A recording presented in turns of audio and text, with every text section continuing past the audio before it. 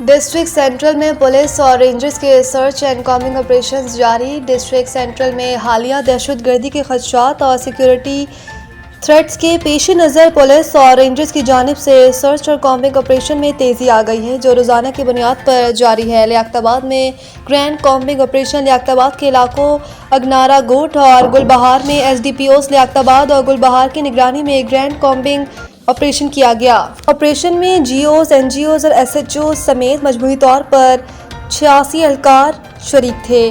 اس دوران مشکوک مقامات کی تلاشی، گھر گھر معلومات کا اندراج اور جرائم پیشہ عناصر کی نشاندہی کے لیے خصوصی کارروائیاں کی گئیں۔ ناظم آباد میں مشترکہ پولیس اور رینجرز آپریشن، ناظم آباد میں 4 اور مجاہد کالونی میں ایس ایچ او ناظم آباد اور رینجرز کے ڈی ایس آر کی نگرانی میں مشترکہ سرچ آپریشن کیا گیا، جس میں 12 اہلکار شامل تھے۔